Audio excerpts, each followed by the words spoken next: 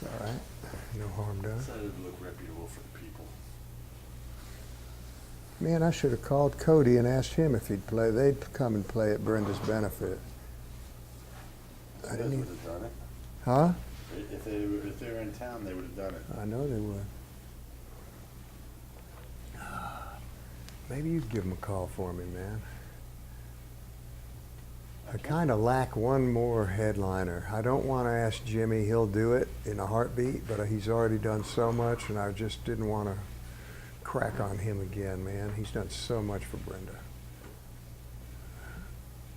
We've got Marsha, we've got Butch Hancock, we've got Walt Wilkins, we've got Earl P. Ball, we've got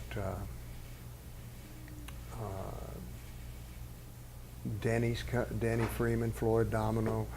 All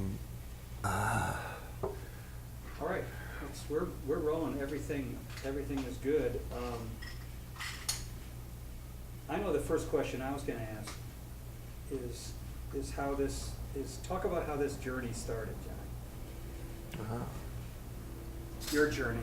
I was looking at these pictures and looking at you as a young man and the people you were hanging with and the stuff you were doing.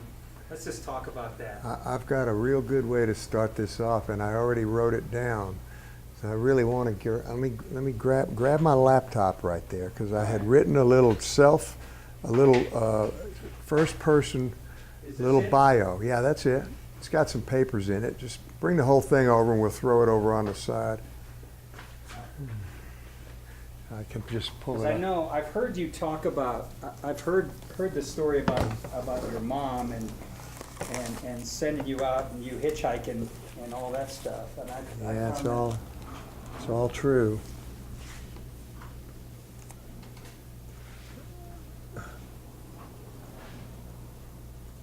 And I will stop you if I feel like I need to. Okay, man. And redirect. I understand.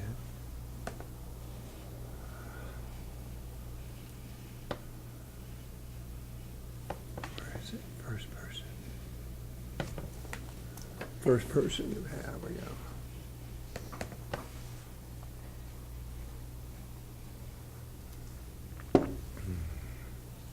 Okay. This is not your way, is it? Nope. All right. Well, then I'm gonna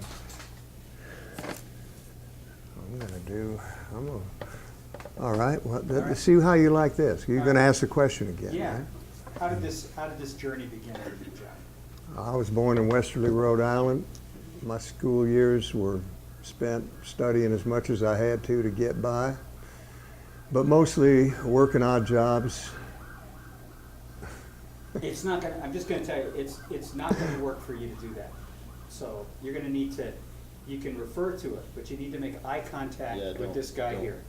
Don't read off of it. So Yeah, you can't read off of it. It's just not gonna ring. Well, let me just read it over, and then I'll kind of Okay. because this was okay.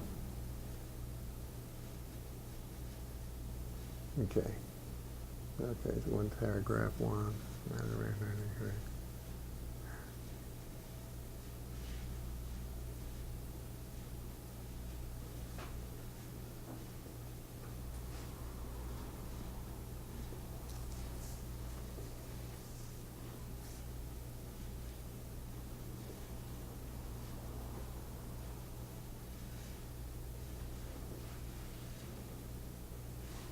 So talk about how the journey started for you. I had a big brother who listened to records and all the music in the 50s. And when I was a kid, a really young kid, that's all I listened to. Was what I really dug what he was into, because I really idolized my big brother. So then when I started to, getting out on my own, not getting out on my own, when I was about 12, 13 years old, I went and bought a $15 Stella guitar with the money I made mowing lawns, and brand new, I might add, for $15. And started learning some chords, and all the 45 RPM records and LPs. I'd save my money and go buy records every week.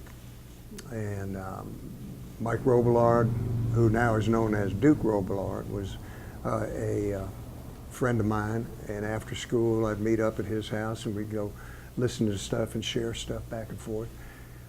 And then started playing together, you know, playing around. And one day, this was a real distinct memory for me and kind of a turning point. We were playing, we went out in the country playing music at a cemetery. He and I and a couple other people and a bunch of other people just hanging out. And I had a revelation at that time. I mean, something hit me at that time in that cemetery. And I can still remember it very clearly, but all of a sudden I knew what I wanted to do and what I had to do. What was it that you had to do, and whose voice? Were there voices speaking to you there? What were those voices? Well, yeah, it was the voice of Howlin' Wolf, and it was the voice of Slim Harpo, and it was the voice of Bob Dylan, and it was the voice of Jimmy Reed, and it was the voice of all of the cool New Orleans R&B that was popular at the time. But I don't know, I can't describe the other voice as something that just called, you know, that I knew that that's all I wanted to do was play music. I wasn't sure at that time that I could even sing, you know, so I was real shy. Where was this cemetery? Man, this was up in Rhode Island, up in the woods. It was an old cemetery, and there were tombstones dated back to the 1600s, 1700s, I guess. You know, I mean, it was you know, it was colonial times. But where did these southern voices come from? Where did these Louisiana voices come from? Well, the best way I could figure it is I never was, being from Greek immigrants, my grandparents all immigrated from Greece. But I grew up like an all-American boy, and I mean, my mom and dad, they were, you know, they were very proud of the fact that they had gotten to come to America. I can still understand and speak some Greek, but we were encouraged to be American because we were here in America, and it was a great privilege. And to that extent, so then I was opened up to all this music. Well, the music was a part of what moved me and touched me like my family did, because Greeks are very warm and very open and they love music, they love to dance, they love to eat well. They're a lot like Cajuns, just the style is a little different.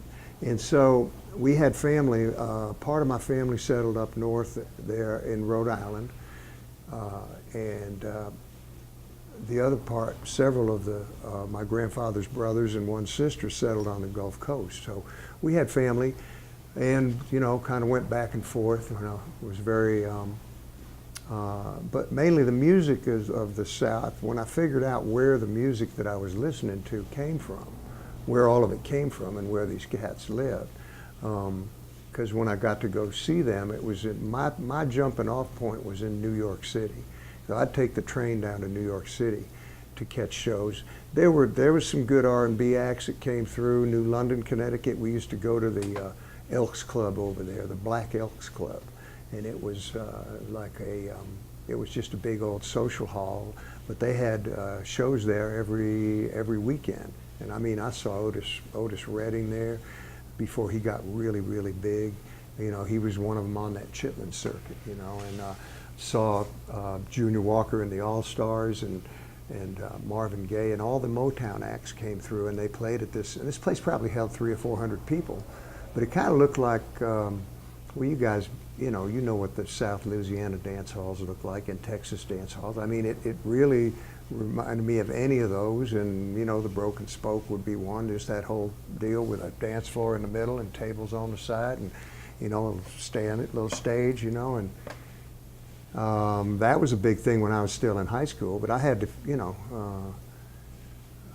you know, but then when I could, I started going down to the city to catch, and then that's where I met Wolf and Muddy and Otis Spann and Slim Harpo and Lazy Lester and I mean Lightning Slim and on, all the cats that I idolized. You know, I got to see them, and then, you know, so I'd talk to them like, well, where, well, man, you know, well, they're from Louisiana. I said, well, my uncle's in Lake Charles, you know.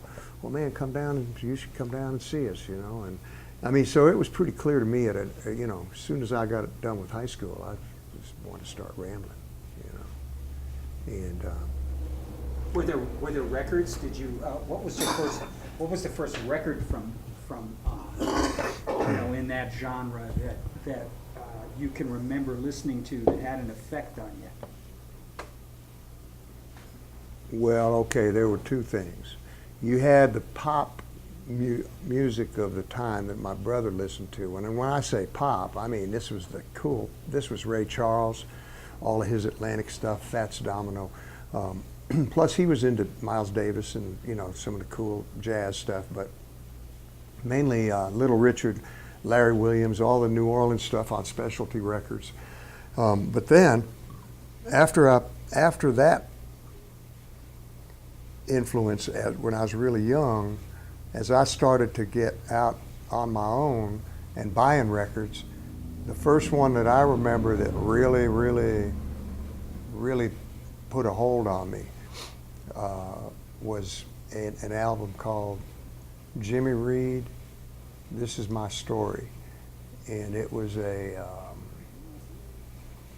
was his songs. It was on VJ Records. It was his songs, and in between each song, he talked about the story and how the song got written. And great stories, and of course Jimmy Reed, man. You know, that was it.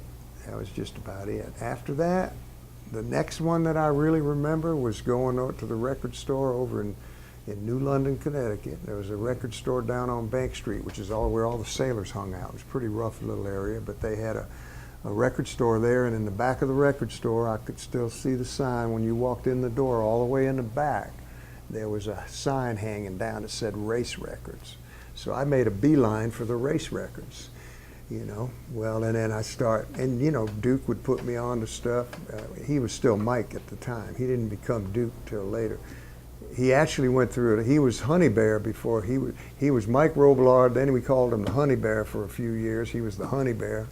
He wore overalls and had a big old bushy afro and beard. And then he became Duke. He got all sophisticated, and that's when he started Roomful of Blues, you know. But Duke and I had some real adventures too. Man, what's going on? It's all right. You're all good. All right.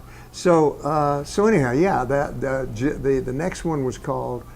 I went there and there was an album on, I think Blues Way. No, doesn't matter. It was Lightning Hopkins. Smokes Like Lightning was the name of the album. And I bought that, and that just knocked me for a loop, man. Well, you know, the next one that I remember after that was probably Howlin' Wolf. So how old are you when all this is going on?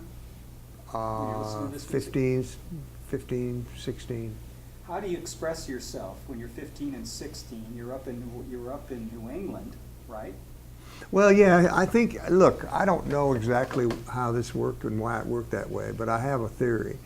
Because of being Greek, when I was a kid and when I'd go back to school in the fall, see, my grandmother had a ice cream shop down by the beach, and so we worked there and made popcorn and sandwiches and hot dogs and all that, and I worked all summer, and I'd be out all the time, and I got really dark. When I go back to school in the fall, man, the kids up there call me nigger and, you know, and stuff like that, and or actually they were a little more sophisticated. My nickname was Chalky, which was short for chocolate. So I was very aware of being different than all the Yankees up there. And I didn't, you know, my family was being Greek, like I said, like I was telling you earlier, the Greek heritage and the Greek family life is much more like people in the South, like like I said, like Cajun people, very similar ethnic kind of thing, and black people.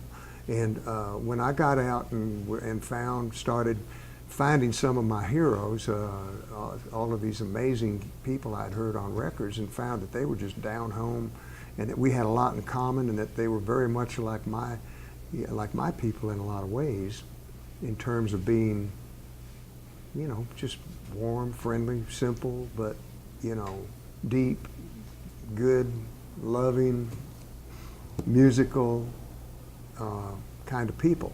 So it seemed like that's my theory as to how that happened, or how, but then, you take somebody like Duke, like Mike Robillard, man. Mike grew up there. There were cats up there in that little pocket where I was born in Westerly. That's where Roomful came from, and some really amazing musicians that picked up on that stuff.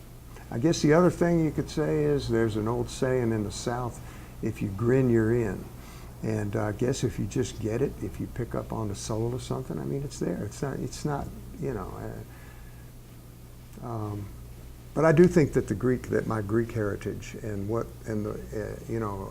see a lot of, I've always felt very comfortable around in South Louisiana and Texas and the South, and then in Chicago and Detroit, those scenes that I was involved in, it was like being in the South.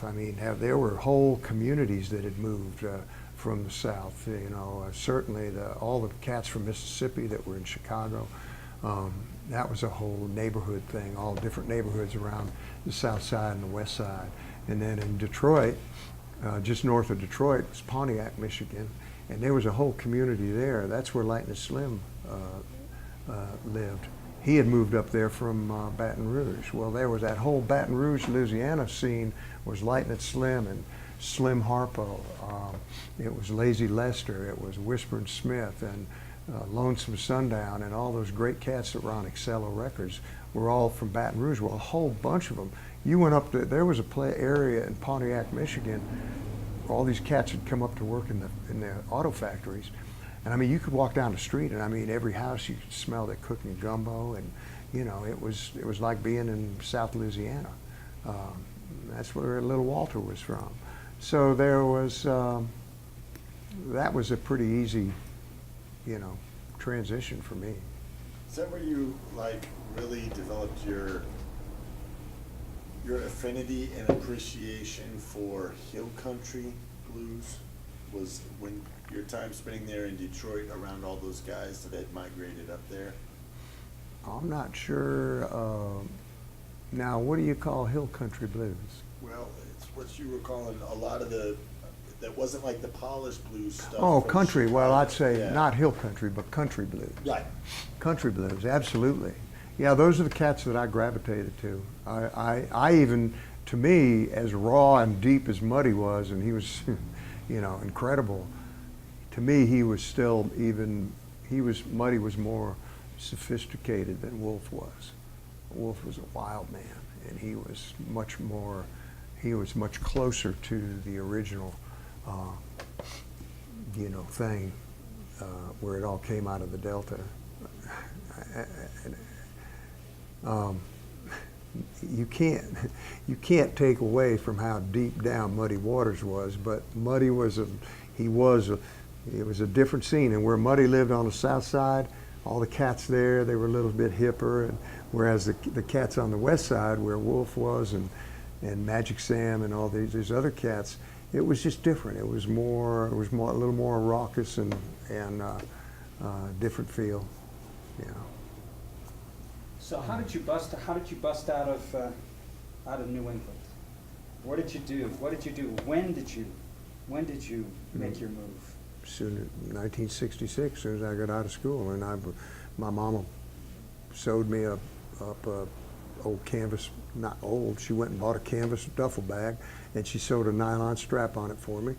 And I took my J50 guitar that one of my girlfriends had given me, and I started hitchhiking and hopping trains, riding trains all over the country. Riding trains? Do you remember I- the first train you got on? Oh yeah, well I rode trains a lot when I was in school because there was a lot of train. That was the way to get around up there at that time. New Haven Railroad, down into New York City. But then that was riding trains. Now there's riding trains and then there's hopping freights, and that's different. I didn't start hopping freight trains till, in the late '60s, out of Chicago, out west, from. Me and Steve Nardella, who was a great harmonica player, he and I had a band called the Boogie Brothers, and Franny Christina was in that too. But we, freight train I hopped was with Steve. We were coming back from the West Coast, and then after that, it was a cool thing because when you're out there on a freight train, there's no roads, there's no nothing. It's just you're in the middle of nature, It's pretty cool. It's hard to describe, but every so often you'll cross a road or something, but it's and there's a lot of real characters that you met out there, and the little hobo camps and stuff. And it was cheap. It didn't cost you nothing. We'd go and play places and open up the guitar case and we'd play them, for one time we were panhandling out in Berkeley, California, and me and Steve and Franny was with us. He'll tell you this story too, Franny Christina, and we were playing and we were doing pretty good. We always did. Well, this cop came up, walked up, and he kicked over the lid of my guitar case that we were getting up, that the money was being thrown into. Well, as soon as he did that, man, all of them hippies in Berkeley just started. They were telling their friends, and people were walking up and lifting up the case. And we made a pile of money that day, man. Oh. It sounds frightening to me. Oh, I'm sorry. It sounds frightening to me, that whole freight train thing. I mean, It's pretty scary. Did you ever hop on a train and end up going to someplace you had no intention of going to? Oh yeah. Because, if you're hopping a freight train, it's not like there's a schedule. No, and a it's not. destination. You learn what you have to learn, and that first one we rode back, Steve and I, we went what they call in the train, in the freight yards, in classification yards, there's a thing called going over the hump, and that's the way they would make up the different trains going different places. So say a train came in and had a whole bunch of cars on it. Well, then they'd go ahead and unhook and then they'd read okay, these cars are going on this way and these ones are going this way. So then when they'd take the switcher and they'd pull those cars up and they'd have a guy up there and he'd have a deal where they'd get those cars moving, and then they had a guy that would, a brakeman or whatever you called him, and at a certain time, he would uncouple that car, and they'd put the brakes on the ones in the back. Well, those others would go ahead, and they had a thing called the hump, and that was just to give them speed. So you go over the hump, and then they had a series of switches. So down here, we'll say, okay, well, this one's got to go to Chicago, and we got to get them over to here. So, well, there might be 3 or 4 different switches they had to throw. So then those 2 cars or 3 or whatever would go over the hump. They'd get up pretty good head of steam, and then they'd go on. Well, when they got to where they were going, bam! And that was what would cause the couplers to lock up, and that's how they do it. Well, we had been warned by this hobo out back in in Iowa where we had stopped, that he said, well, because we told him we were going to Chicago, and he said, well, you just be careful. He said, he told me about going over the hump and all that, and I knew what was happening when they when they started breaking that. We thought we were on the right train. Well, we weren't. Well, we heard all this noise. Came along. We heard that thing. We went down, and I felt that thing picking up steam. And I told Steve, I said, "Man, hit the deck." So we laid down on the floor of the freight train and just spread eagle, and just to get hold on, because if you're standing up, you can really get hurt bad. And so yeah, you know, picked up a few splinters sliding across the floor, but we were lucky. Well, after that, you know, I kind of got the hang of it, and then what you would do, you go into the, you would have to, most places back then, if you were, you know, unless you met some guy that was just a real mean sumbitch, why you just go in and you could talk to somebody and say, hey man, I'm trying to get to Memphis, or you know, wherever you were trying to go, and the guy, they'd say, yeah, okay, it's the second train over, you know, blah blah blah, and so you just had to be cool. Did you have an idea of where you were going and what kind of gig you were going to be playing, or were you just going to a town and you're hoping for the best? Talk about that. My booking agent told me to go down to the freight yard and hop on the third train over and make it to Memphis. No, man, we didn't have no idea. We just heard about places that were good to say, you know, well, hell, man, let's go check this out, you know. So you get to town. What do you do? Okay, you're not in the train anymore. You get to town. Are you like busking? What do you know? I mean, did they even call it that? They probably didn't even have a word for it then, like that, right? No, I think of busking. That's Now, what's busking? same thing as playing on the street. Playing on the street. Panhandling. Yeah. With your case open. Yeah. I mean, that's what we would do, and then I usually either knew of a musician that I wanted to find, or knew someone, you know, like when we went to when I went back to Denver, I was out there with Steve. I went back to Denver, because I had a couple of friends that had landed there, you know, and but I went a lot of places where I didn't know anybody, but I just get to meet people and, you know, start playing and just ask around. I always asked about church. I'd always find churches, black churches. And I love to go on Sunday morning and listen to the music at the black church. And plus, I was raised in church, but in the Greek Orthodox church, which is real different. But also very, you know, the priest, all the stuff is sung. The priest sings the service. You know, it's very musical. It's a whole different thing, but it's real soulful too. You know, but I loved the, you know, I would always try to find, because when I was in school and when I went to college, and I supported myself playing. I always did when I was in school. There was a gospel group that came through, and I opened the show for them, and then we got to be friends, and I did some shows with them, you know, playing for black audiences, and you know, it just seemed real natural to me, man. So yeah, I always like to find those kind of scenes wherever the real shit was happening, you know, and there was a lot of it at that time, a lot of it, yeah. Did you have aspirations to be in a band, or I mean, did you have? Were you open to that, or were you really wanting to just do your thing?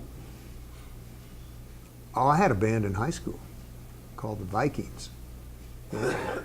Oh yeah, I had a band, absolutely. We played, you know, there was Duke, or Mike, had a band called the Variations. And I got a poster somewhere, but it was hand painted, but that real nice, the way they used to paint posters back in the day, you know.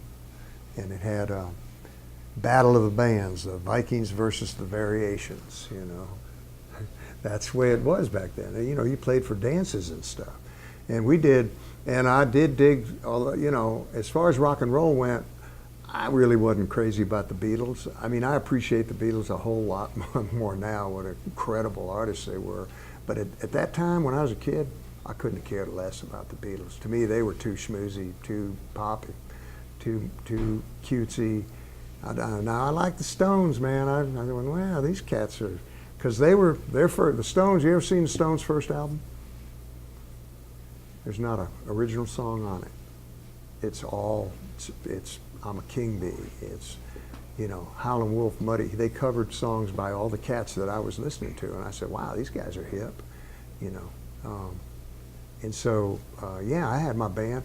We had a black drummer named Howie Sebastian, and Larry Peduzzi played bass with me. He went on to play with Roomful. He's a great bass player. And my cousin Paul that you met in Hawaii. Who lives on Kauai now. He played guitar. And we did, I mean, Bo Diddley and, you know. But we also did funny shit like we'd get some of the guys from the school, high school band, you know, we got them one time to come down to the community center and we bring their trombones and horns and stuff, and we did Everybody Must Get Stoned by Bob Dylan, and that was pretty racy in those days, man. That was pretty, you know. But your goal as an artist, as a musician, was it to be a guy who had a band leader? Or, I mean, your career went a little bit different way. You were with Asleep at the Wheel for a while. You did some other stuff. I mean, how did you see? Did you have aspirations and an arc the way you thought things should go? I don't guess I thought about it that much. Just wanted to play music. Yeah, I mean, I don't think I really ever thought about it. I wished I would have thought about it more at the time, because I could have taken advantage of a lot of things and done things differently, like we all are able to say that. But I never gave it much thought. I just loved to play music, and I planted myself in places where there was a scene happening, where there was a lot of places to play. Like the Ann Arbor scene was phenomenal, man. You know, in the early '70s.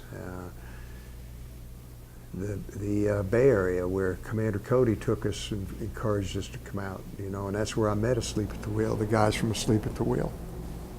And they dug, you know, those cats were, I guess, you know, back then we didn't think of it as roots music, but that's really what it was.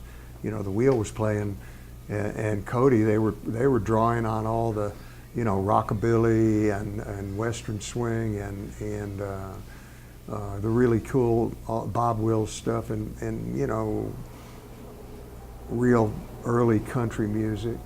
And we were like, Franny and I and Steve were the Boogie Brothers, and we were real into the Chicago blues and all of that stuff.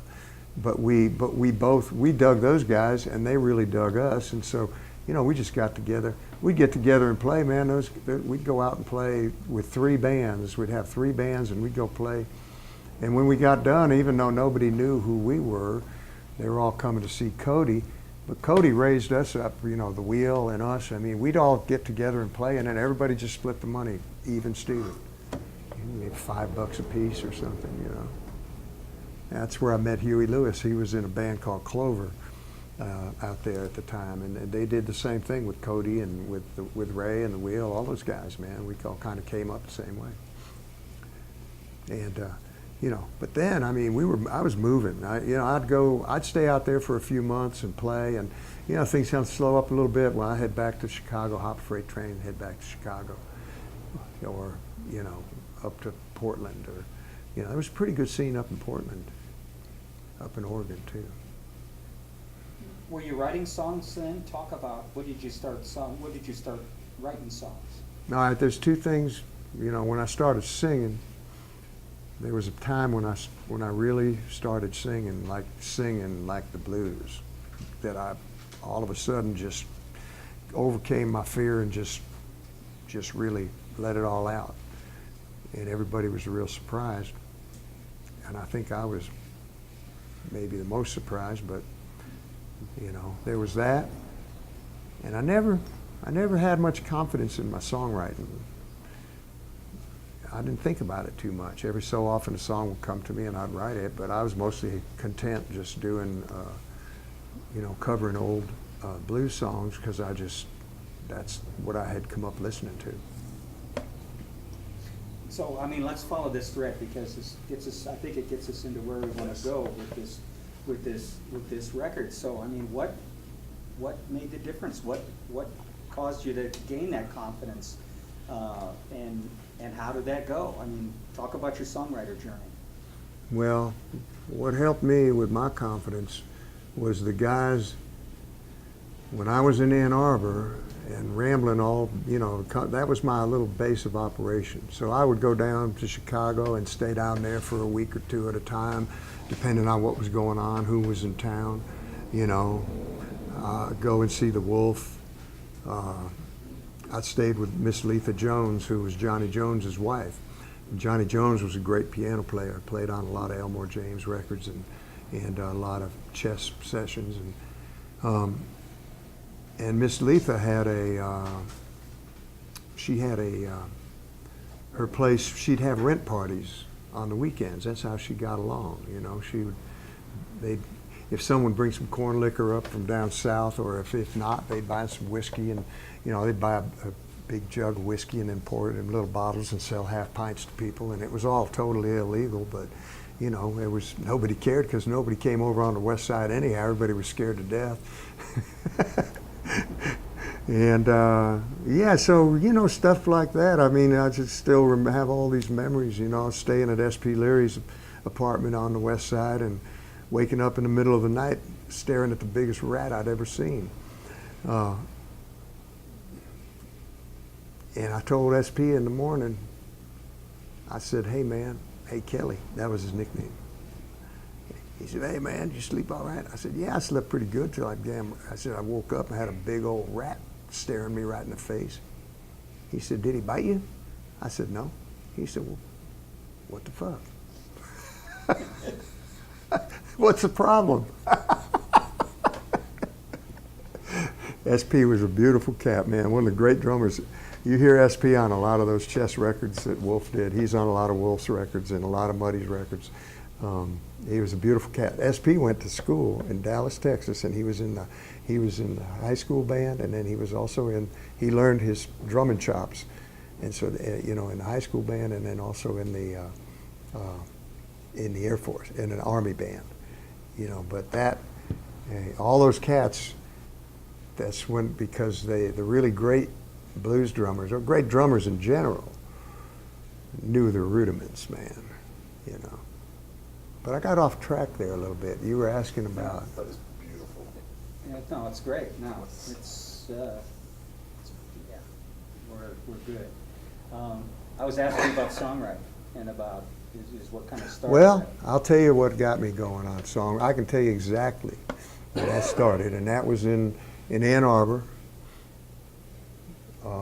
Had a little house out on the edge of town, and called it. There were a bunch of apple trees around. It was just a shack, but it was called, and everybody called it the Apple Grove.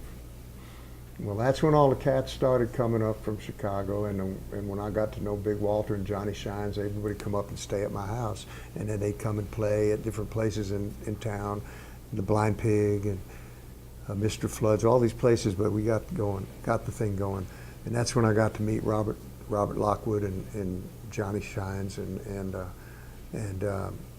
especially Roosevelt Sykes.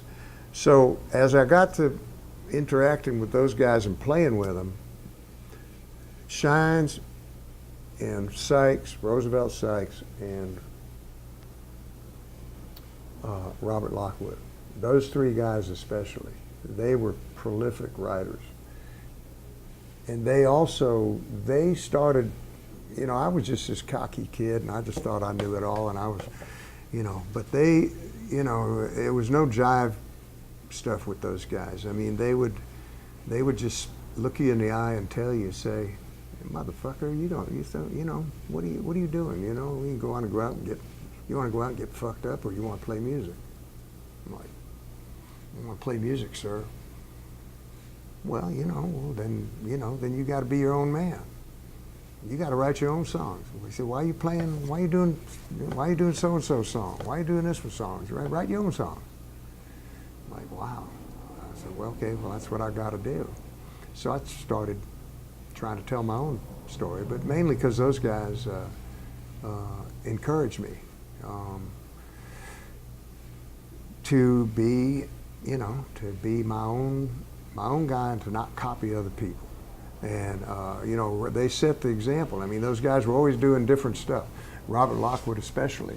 He didn't want to, you could hardly get him to play Robert Johnson songs. He didn't want to do that. He told me that, he said that when Robert Johnson died, Robert was living with Robert Jr.'s mother.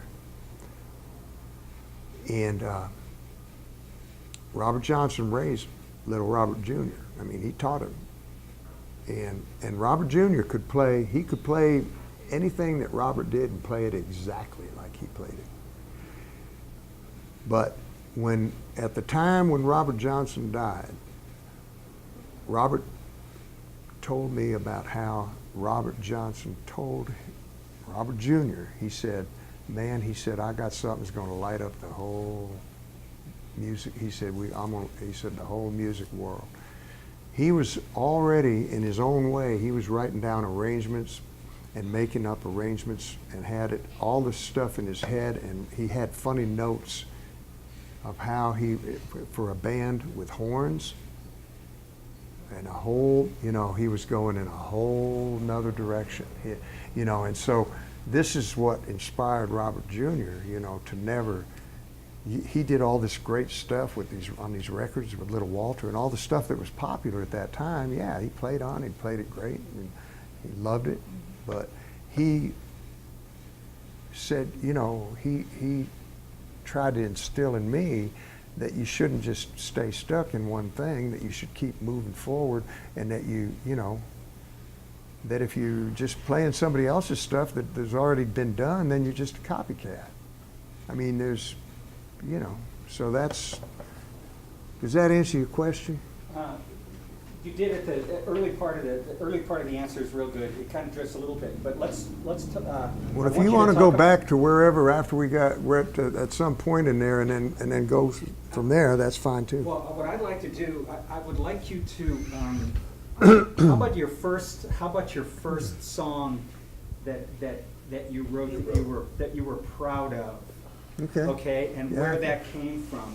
Answer it to John. I have to pee. I'm going to get to watch it later, but I've got a 65-year-old bladder that has to go pee. What do you want me to tell him now? Talk to about what's your the first song you remember writing that you were really proud of? Like, yeah, this has got it. Too Many Bad Habits. Too Many Bad Habits. How old were you? 21. Yeah.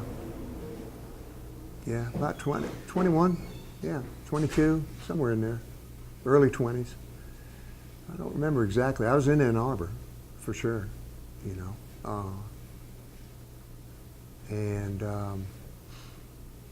yeah, we were at the Apple Grove, and that song came to me. That one came to me pretty easy.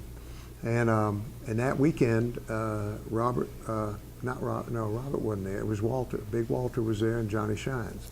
And so I was playing it on the piano and messing around, and and Johnny is another one. Johnny Shine's another one that really, even though he traveled with Robert Johnson,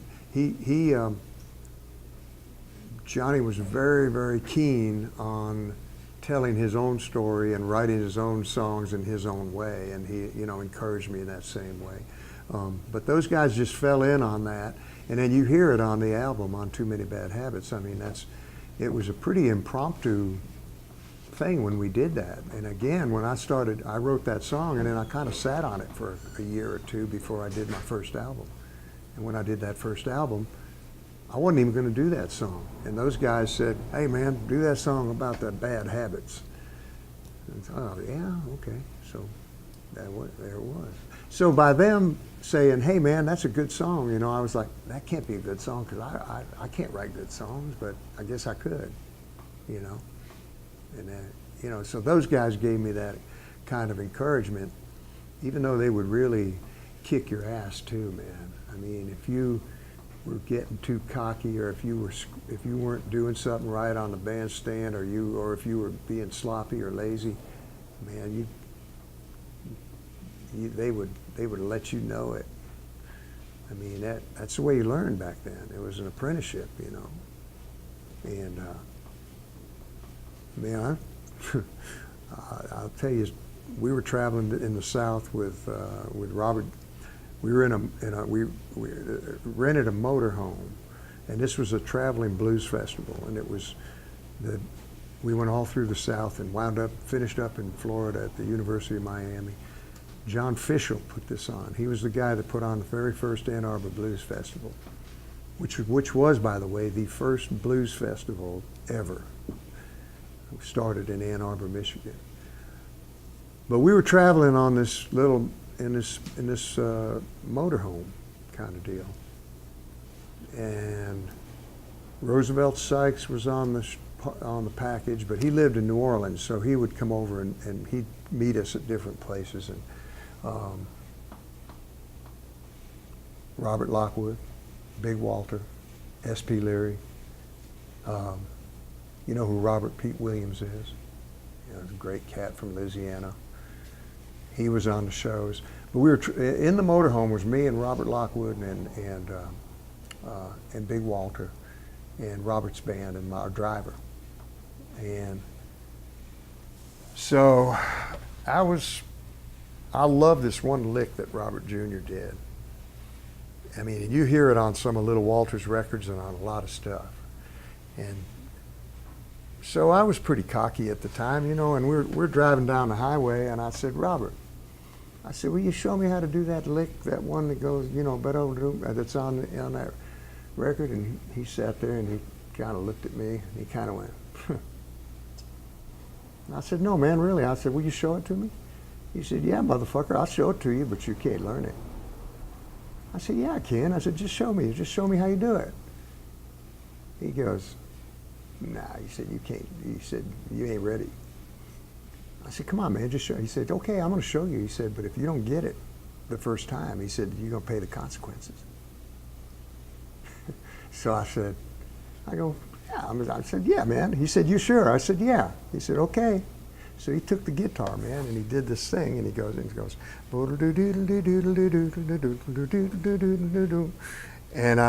he said, okay, you got it? And I said, yeah, man, that's easy. And I took it, and I went and tried to play it. Man, my fingers just fell all over themselves because it wasn't anywhere near easy. He said, okay, motherfucker, put your hands on the table. He had like a yardstick or something sitting here on the side. And I put both the hands out. He took that stick and he fucking wrapped me across the knuckles, man. It hurt me. You know? He said, now, he said, don't you open your mouth unless you know you can back it up. I said, yes, sir. Let's jump. That's awesome. That's great. Let's, you know, it reminds me of some stuff Paul Osher, some stories he would tell me. Oh, You know, I'm sure. He Usher lived was. with Muddy in his Oh yeah, basement, Usher right? lived in the state up at Muddy's house, man. That Yeah. was, yeah. But, you know, let's jump ahead to where we are now, because we Okay. don't know what's gonna Talk about happen this album. noise-wise or whatever, right? And talk about this album. What makes you proud of this album? Why is this album a cool thing? Just tell us. Because I finally got to a place where I can tell my story and tell my songs and not be worried about whether they fit a certain mold or style or something that I'm supposed to do, but instead it's what I really want to do and what comes from inside me. And I guess you'd say I got over worrying about doing things for one reason or another and just doing them because they're what I really feel and what I really believe in. John? Yeah, this album paints a really broad picture. If you were to listen to one track and one track only, and you think, oh, okay, I know what kind of record this is. And then you put on another track and you go, wait a second, talk about, this thing is really, really wide stylistically and musically. Well, I'm not going to say that I did that on purpose, but I like the idea that it can't be pigeonholed or put into one category. And I always hope that really they all make sense just the way they are together. I think they do. But there's a lot of different stylistic stuff going on there, but to me they all make sense musically. So I don't see that I don't know how you would I couldn't pick one that I would say this is the one that most represents me. Not at all, man. Couldn't do that. Well, you definitely hear the journey that you've been on from beginning up until now. You can kind of almost hear this on the record. I guess, I hadn't thought about it. Scrappy kind of made me think about it when he wrote the one-off for the, about the album, and which I think is really, really great and really says things better than I could have said them. But yeah, when I get to thinking about it, it really is, because there's stories about, what happened to me in South Louisiana that are then connected rhythmically and musically with the south side of Chicago. And then you have, the rivers always fascinated me. I love to be by a river, and the Mississippi River, I traveled up and down that river a lot.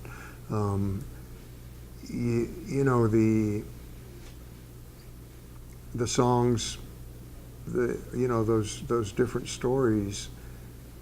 It's kind of like if you planted a field with a lot of different seeds, and they all came up and grew up, and you had some good vegetables or some good fruit or grain or whatever it was that came up, and it was all different, but you could still nurture yourself on all that, on what came out of there. It was all different seeds, but they all serve the same purpose. That's probably a little bit too. It's fine. Let me ask you about a couple of individual songs. Go ahead. Where did Fresh Air come from? That was another real easy one. That was the easiest song I ever wrote and the hardest song I ever wrote. Sorry, I'm going to stop you. Start with Fresh Air. Start with the start. Oh, okay. Name it in the. Fresh Air was the easiest song I ever wrote and the hardest song I ever wrote. What the song was about, the lick, the melody, all that came to me like that. After that, crafting it and writing the words for it became, it was a 2-year process. And a lot of it happened when I was down in South Louisiana. A lot of it came to me when I was staying with David Greeley and trying to finish it. I've got a sheaf of papers this thick with different versions of verses and how I wanted to make it, because it was a real important song to me because of how weird and crazy the world's gotten, and how just so much pollution, spiritual and of all kinds, has just really crippled humanity and made it tough on people. So that's what the song's all about. Need some fresh air. You've also got a semi-autobiographical song on there. You talk about a lot from stage. Little hat thing that was bothering you. There we go. Is it that piece of paper? Little white something. Oh yeah, that's not cool. That's what I was telling you a while ago. Is it gone? You're good. Well, now we got to redo all that shit? No. Say the song title and talk about it. Bayou Blues. Uh-huh. So I'll talk about that song. Well, I'm going to tell you just how that happened. There was a little old place in South Louisiana in Cankton called Jay's Lounge and Cockpit. And we played there. I had played there with Asleep at the Wheel, but I played there before that with my band, the Rhythm Rockers.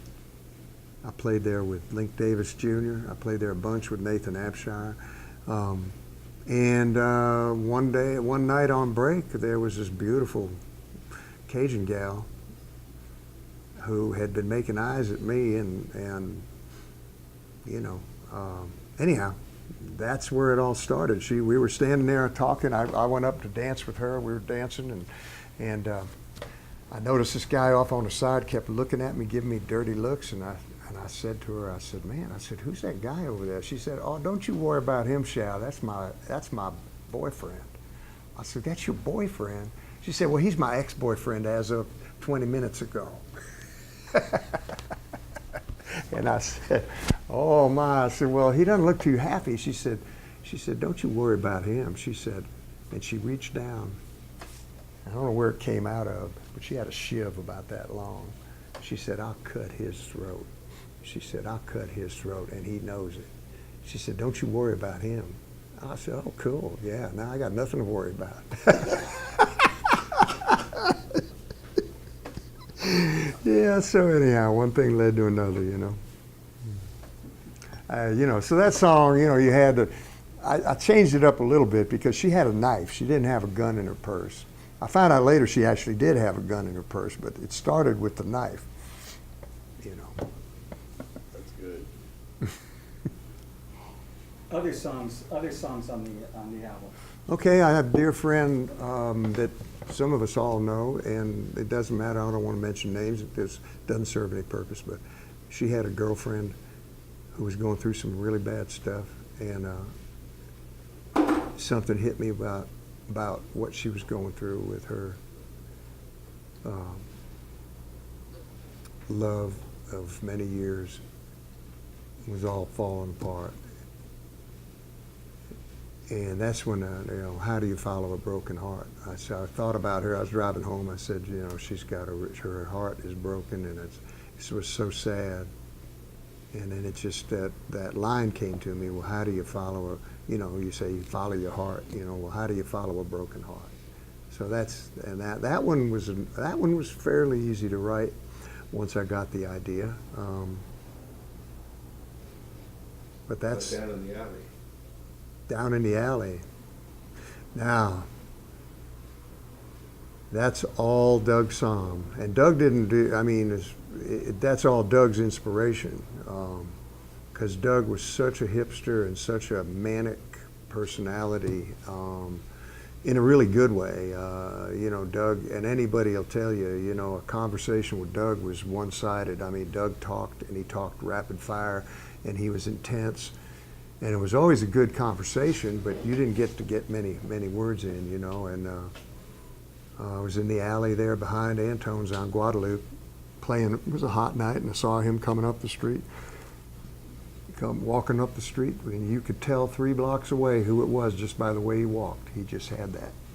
Doug just had that strut, And so when he got up there, he walked up. Hey man, I know you're playing. He said, I'm going over to, I forget that Mexican restaurant across Guadalupe up there. And, get me some enchiladas. He said, when I come back, we'll play some Guitar Slim, And I'm like, yeah, man, cool. And he did, and we did, But anyhow, that I thought about. I didn't write the song till after Doug died. And then I thought about him and what a great loss it was for everybody because of Doug's knowledge, musical knowledge, and his passion. And so when he used to come through here, he would always stop and he'd come and find me and, man, come on, fix me some of Brenda's gumbo, man. I'm on my way to New Mexico. He stopped here the last time he was going out to New Mexico before he died. He stopped here on the way out. But he always would stop coming and going in that Cadillac, and he'd, come over and he'd wake me up, bang on the door. Hey, motherfucker, wake up! Who the hell is that? Well, then pretty soon I get used to it. It was usually always about the same time of day. I always figured Doug would sleep till noon, around about noon, get his shit together, get in his Cadillac and leave Austin. He'd usually hit here about 3 o'clock in the afternoon on his way to New Mexico or California. Okay, and he'd come and he had a knack for always coming by when I was taking a nap, and he'd wake me up, and then I'd have to come over here and warm him. He'd want some of Brenda's gumbo. Of course, he always wanted to see Brenda, and sometimes he'd get to and sometimes not. But I'd have to heat him up some gumbo, and then we'd sit there and talk. And the last time I saw him, he said we were standing around the jukebox, and he said, he said, man, you need to do some of these songs. Nobody does these songs, sings these songs like you. And I said, well, I don't know about that, man. I said, you do a pretty good job yourself. He said, but he said, yeah, man, get the guys together. And getting the guys together meant Rocky Morales and all the West Side Horns and Jack Barber and all the cats from the early days of the Sir Douglas Quintet that later became the Texas Tornadoes and all that. And so, you know, I said, yeah, man. Well, when he died, that's what I did. And I wrote that song for him, and then we recorded it.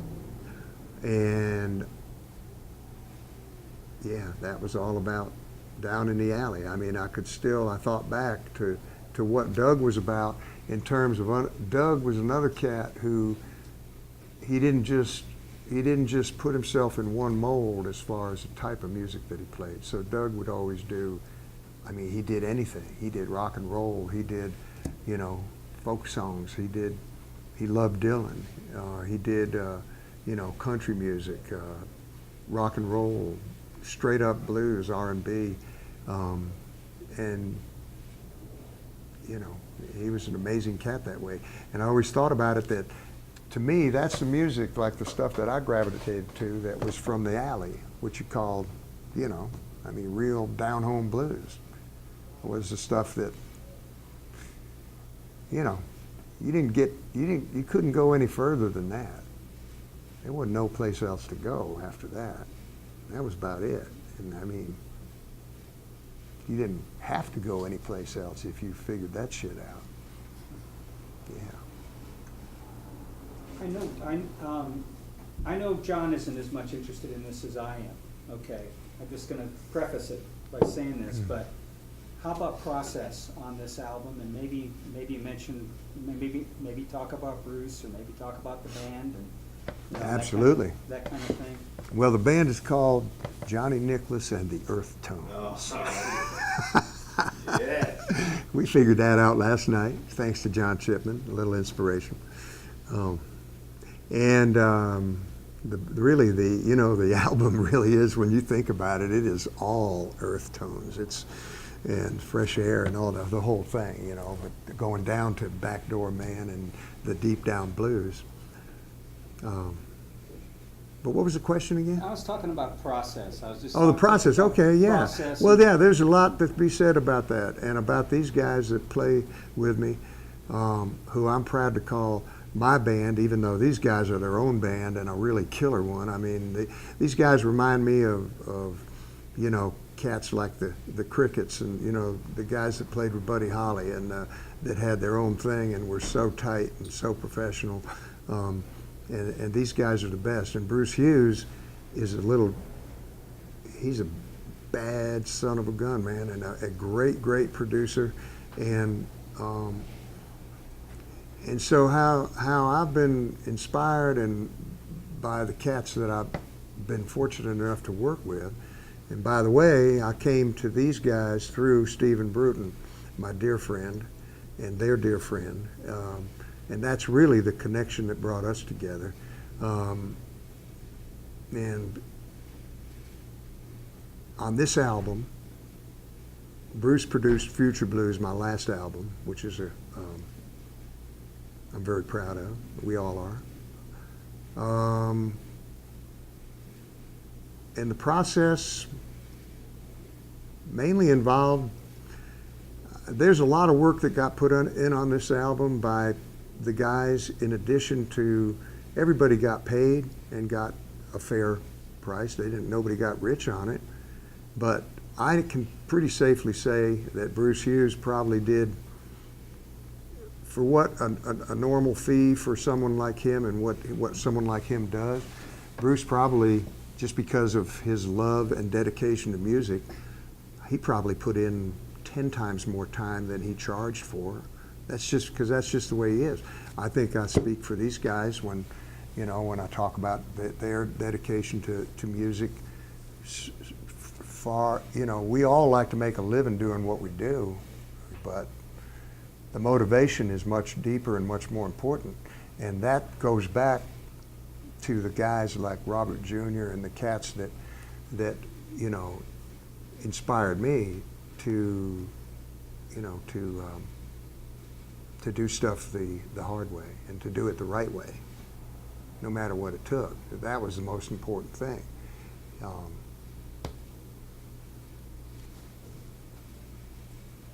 It's a beautiful thing. It's probably not a good answer. That's a great answer. There are pieces in there that There's are very pieces, yeah. good, All and this that's good. all, and that's really all we need, is we need pieces. And we have tons of great material so far. So much, just in this hour and a half that we've sat here. Okay, which good. has been almost an hour and a half. No, Yeah. really? Yeah. Really? I'm game. It's Look, almost 5. Holy shit. I mean, there's I can't believe it. so much stuff in there. It's great stuff. okay. And So- 'cause we- Do you have we just- anything else you need? What's your favorite color? Johnny Nicholas, what's your favorite? What's your favorite color? Ecru. Ecru. There's a crossword man right there. So is there, That's a okay, crossword, let's talk about this. This might help us, actually. So what's the plan to promote this album and tour and all that stuff? I mean, is there a plan? Talk about that. Yeah, I have a plan. I have a really specific plan. My plan is to just work harder than I've ever worked, to get better and to hone my chops and sing better than I ever have and play better than I ever have, and to hope to reach as many people doing that as I can. That's the plan. I'm glad I asked. I like it. Yeah. I like it. But Anything yeah. else, John, that you can think of we should talk about? Unless, Johnny, do you need to be someplace, or you need to go? No, I'm good. Scrappy? Okay. I think we got just a plethora of material for exactly what Yeah. we're wanting to do with this. Mhm. Any other specific songs we want to talk about that we didn't talk about? You want to talk about Red Light? You want to talk about? Any one of them that we didn't mention? Or yet? I ones wanna- that you, or the I wanna- covers? Talk about the 2 covers, or there's 2 covers, right? Yeah, there's 2 covers, Yeah. which is one more than I would normally like to do, but they're both really good. Okay, I'll tell you one I want to talk about, because this song is important to me. It's called "Working in the Garden," because that's what this album is really all about. It's about working in the garden, and that's the metaphor. I hate to try to explain metaphors, because then it kind of defeats the purpose.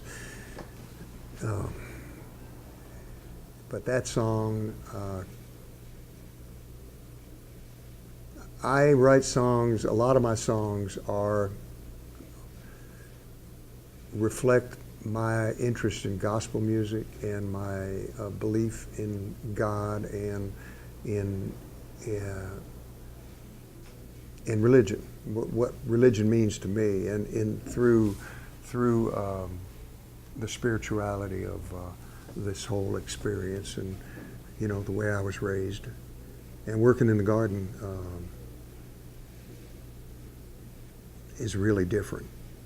It's really different. I mean, it's really a rock and roll song,